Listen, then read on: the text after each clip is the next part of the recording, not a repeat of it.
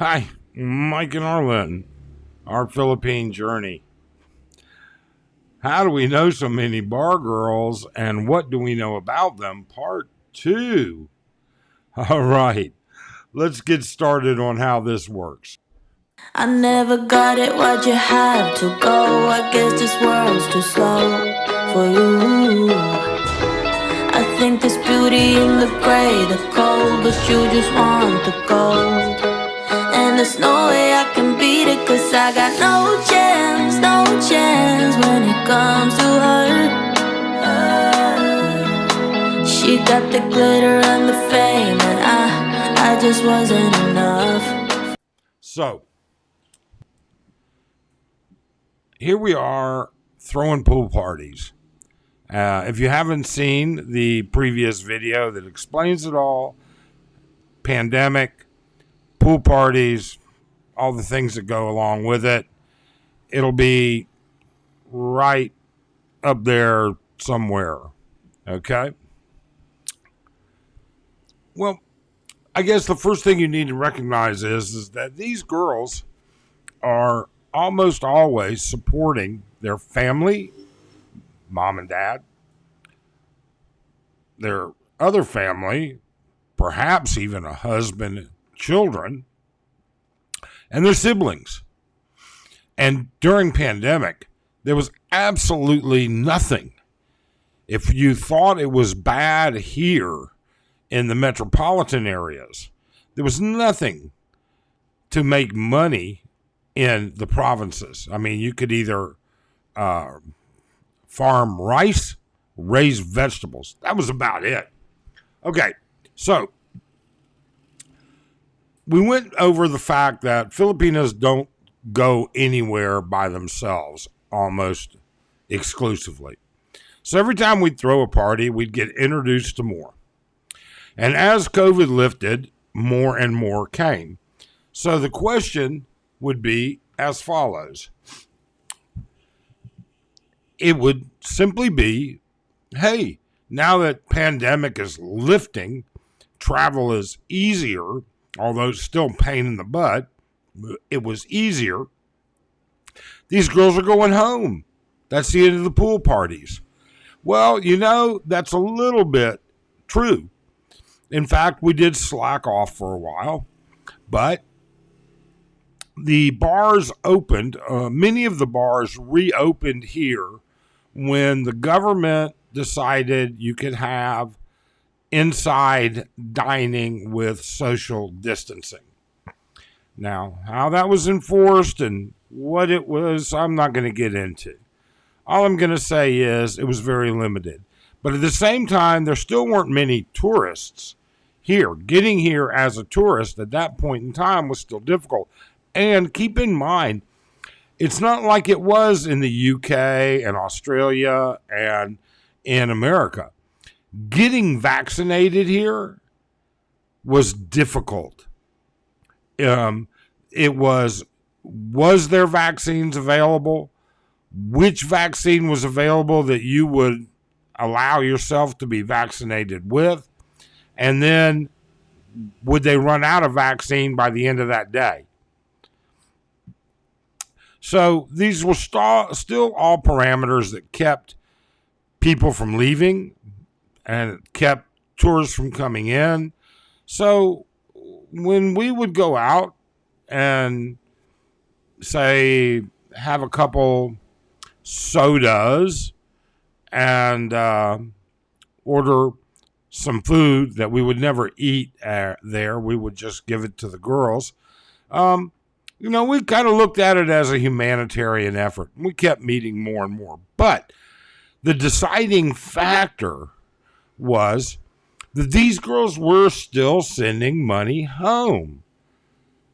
And because they were still sending money home, the girls in wherever were going, God, I need to go get a job too. And so all of a sudden we started to see them filter in. And then you would see the ones that would go home and they'd come back with 3 of their friends or cousins or whatever. So we got to know a lot of these girls.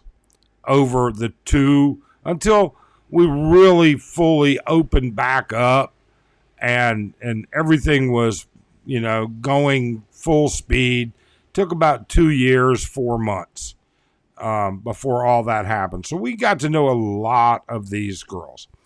And we don't bar fine. In fact, what's kind of unique, and I think a lot of people should recognize that there's a lot of bullshit out there on a lot of YouTube channels. Bar fines certainly exist, okay? And they certainly exist at a large rate. But not all expats bar fine, okay? Let's just get that straight right now. None of our expat friends bar fine. Now, I say none of them do. Small disclaimer, you know what? There have been a couple of exceptions, and that kind of rolls into a bar hop, not a bar fine, and that's going to be in a different video. So you'll have to watch that to understand it. Hang on, I need to blow my nose. I'm sorry, but it's just so humid here. But the weather's nice. It's cool enough to just run a fan, but humid enough to make your nose itch.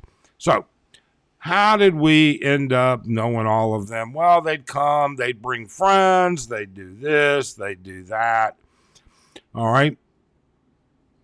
And I said before, our friends predominantly, 99% of the time, never bar fine.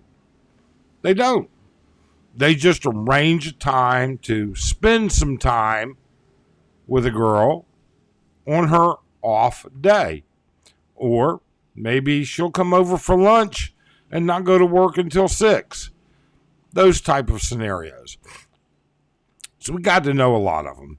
In the meantime, they'd kind of diversified as more bars opened up, particularly those bars that are owned by groups, okay? Because you've got the Korean bars, which are owned by, I think, about 3 or 4 Korean guys.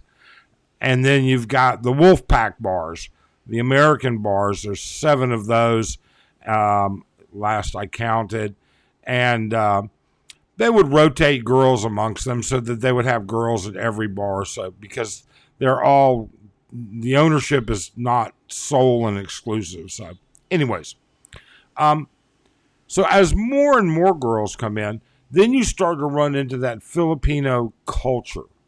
And that culture is, oh, it's a new girl. We need to help her make a little bit of money. Oh, it's my best friend.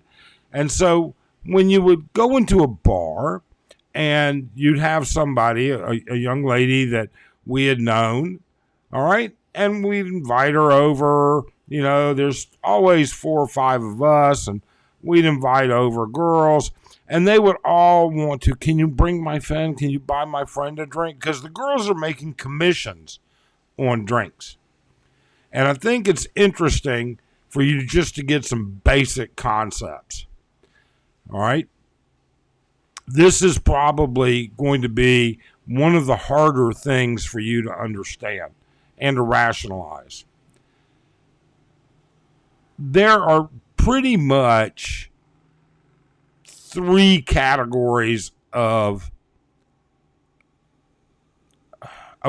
there are pretty much 3 types of bar girls. There are those bar girls that are there just to fill up space on the stage. Okay? Now, we're not going to get into cherry girls, and we're not going to get into spotlights and things like that. We'll get to that in a later video. But you've got the good, the bad, and the ugly. Let's just leave it like that. Okay? An average, a girl that is a 7 or an 8. Nowadays, they're making an easy 60,000 pesos a month. And their expenses are probably less than 10. They're eating for free 90% of the time. they're sharing a room or an apartment with 1 to 3 other girls. Their rent's anywhere between 3 and 4,000 pesos a month. And they have guys that are providing sustenance. So let's just talk about from the bar how much they make. I think you really want to know. I get a lot of questions about this. A 7 or an 8, an easy 60,000 a month. Between 50 and 60, easy. Okay? And that's working 5 shifts a week because none of them work 6. The standard rotation is 6 shifts on, 6 shifts per week, 1 day off. All right. A9s and 10s, those girls at a minimum, at an absolute minimum, are making 75 to 85,000 a month. And we're going to get into all of that. But now you're starting to see how we got introduced to so many of them. And some of these girls actually have become friends. I mean, none of them have ever asked for money. None of them have ever said the pig is sick at home and I need to send medicine. Or actually, we did have one. And in all actuality, she was in a scooter accident and had the photos to prove it, honestly. She probably had about 3 months of recovery. That being said, these are not all bad girls. And you need to get over it when you think they are. Are they involved in a line of business that you don't agree with? Yeah. Is it their job to separate you from your money? Sure. Are they going to steal it from you? If you're stupid, there will be some. That's for sure. But don't be stupid. All right? Now, next video, we're going to go into a couple of other things that talks about how they make their money, why even an average, a bad, ugly girl is going to make 20,000 a month. All right? You know what? Wait till you see the spreadsheet on it. That's going to be the determining factor. In the meantime, hey, if you enjoyed this, please do comment. I'd love to hear your comments. We'll be happy to answer as many questions as we can. Love to give our opinion. You may not like it because we're not bar girl haters. Okay? And then finally, hit that thumbs up. Please subscribe and hit the notify bell.